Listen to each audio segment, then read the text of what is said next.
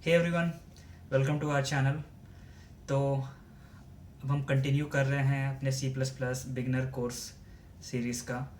तो अभी तक हम लोगों ने लास्ट वीडियो में हम लोगों ने देखा था कमेंट्स के बारे में, प्रोग्रामिंग लैंग्वेज में कमेंट क्या होते हैं, यूज़ क्या है, इसका इंपॉर्टेंस क्या है, कितने टाइप्स ऑफ कमेंट्स होते हैं।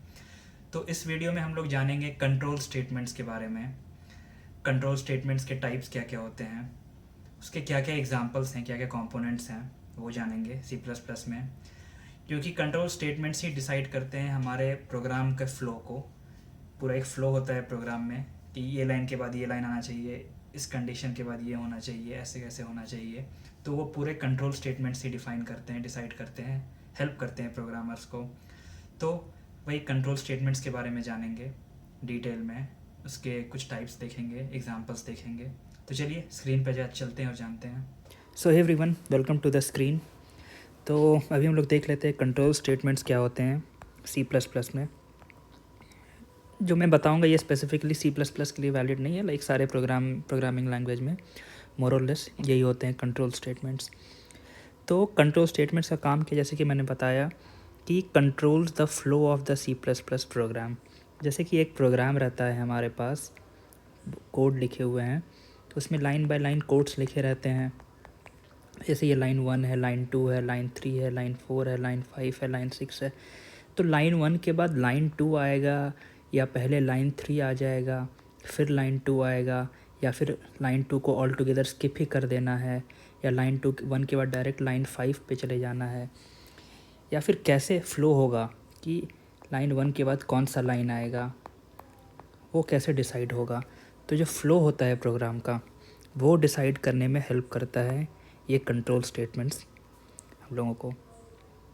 जैसे कि एग्ज़ाम्पल में कि हमारे पास एक कोड है, यहाँ पे एक पार्ट ऑफ कोड है इसके यहाँ पे। तो इस पार्ट को हम चाहते हैं कि ये 5 बार रिपीट हो, 5 बार रिपीट हो, या फिर हम चाहते हैं कि ये रिपीट होते रहे अनटिल कंडीशन इज़ मेट। मतलब ये पार्ट ऑफ कोड रिपीट तब तक होते रहे जब तक एक कंडीशन, एक पर्टिकुलर कंडीशन जो है मीट नहीं हो जाता, तब तक रिपीट होते रहे। या फिर हमारे पास कुछ कोड्स हैं और उसके बाद फिर हम चाहते हैं, और 2 पर्टिकुलर सेट ऑफ कोड है हमारे पास, हम चाहते हैं कि अगर जो कंडीशन है हमारे पास, कंडीशन C जो है हमारे पास, वो अगर ट्रू हो रहा है तो ये वाला पार्ट रन हो, और अगर वो कंडीशन C फॉल्स हो रहा है तो ये वाला पार्ट रन हो। तो ऐसा कुछ एग्जीक्यूट करना होता है, ऐसा कुछ करने में, फ़्लो डिसाइड करने में कंट्रोल स्टेटमेंट्स हमारी मदद करते हैं। तो हम लोग देख लेते हैं कंट्रोल स्टेटमेंट्स जो होते हैं 3 टाइप के होते हैं। एक होते हैं सिलेक्शन कंट्रोल, एक होते हैं सीक्वेंस कंट्रोल, एक होते हैं इटरेशन कंट्रोल। तो सिलेक्शन कंट्रोल में क्या होता है कि बेस्ड ऑन सम कंडीशन या बेस्ड ऑन सम केस हम लोग डिसाइड करते हैं कि कौन सा लाइन, एक पर्टिकुलर लाइन के बाद कौन सा लाइन एग्जीक्यूट होगा। जैसे इतना लाइन एग्जीक्यूट हुआ, इसके बाद हमारे पास कुछ कंडीशन 1 है। जैसे एग्ज़ाम्पल मान लीजिए हमारे पास यहाँ पे एक वेरिएबल था अंदर में x, तो हम लोग को अब चेक करना है कि अगर कंडीशन 1 है कि अगर x इज़ लेस देन 5, ये कंडीशन मीट हो रहा है, तब इसके बाद का कुछ लाइन या कोड ब्लॉक कह देते हैं इसको A, और एक ब्लॉक है हमारे पास B।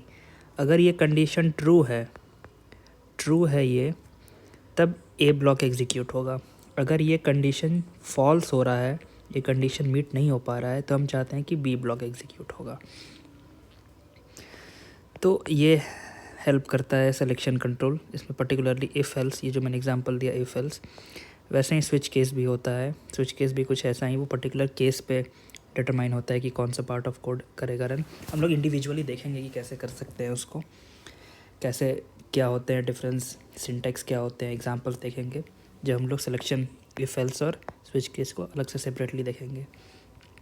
फिर सीक्वेंस कंट्रोल में क्या है, ये सिंपली हम लोगों को ये कहता है कि कोई भी कोड जो कोड्स में जो लाइन लिखे हुए हैं वो सीक्वेंशियली एग्जीक्यूट होंगे, एक के बाद एक के बाद एक करके एग्जीक्यूट होंगे। फिर आते हैं इटरेशन। इटरेशन जैसे कि नेम ही सजेस्ट करता है कि इटरेट करेगा, मल्टीपल टाइम लूप करेगा। तो इसमें हमारे पास 3 है, डू वाइल लूप है, फॉर लूप है और वाइल लूप है। तो तीनों को इंडिविजुअली अलग सेपरेट वीडियो में देखेंगे। बस अभी ये समझ लेना है कि ये इटरेशन कंट्रोल स्टेटमेंट्स क्या करता है कि हमारे पास कुछ ऐसे ही अलग ये कोड का पार्ट यहाँ पे लिखा हुआ है, फिर एक कोड ब्लॉक है हमारे पास। इसको हम चाहते हैं कि ये रिपीट होते रहे। कब तक? जब तक एक कंडीशन जब तक एक कंडीशन मीट ना हो जाए, या फिर स्पेसिफाइड नंबर ऑफ़ टाइम चाहते हैं। हम चाहते हैं कि ये कोड ब्लॉक गिन के 10 बार ही एग्जीक्यूट हो। तो ये रिपीटिशन, ये लूपिंग जो है, बार बार जो लूप में फंस गया है 10 बार या 10 बार जो एग्जीक्यूट होगा, इटरेट होगा सेम ही कोड ब्लॉक को बार बार, उसको कहते हैं इटरेशन कंट्रोल स्टेटमेंट्स। और ये अचीव कर सकते हैं हम लोग डू वाइल, फॉर या वाइल लूप से। तो इतना ही है कंट्रोल स्टेटमेंट्स। आने वाले वीडियो में, नेक्स्ट वीडियोज़ में हम लोग इफ एल्स से स्टार्ट करेंगे, फिर स्विच देखेंगे, फिर डू वाइल, फॉर, फिर वाइल करके हम लोग एक एक करके सारा देखेंगे, एग्जाम्पल्स देखेंगे, सिंटेक्स देखेंगे। तो इस वीडियो में इतना ही। अगर आपको कोई भी डाउट हो तो please do use the comment section and press the like button if you like this video, and please do subscribe to the channel and press the bell icon if you want to get updates regarding my next videos, because there are many videos awaiting to get uploaded. Okay guys, thank you.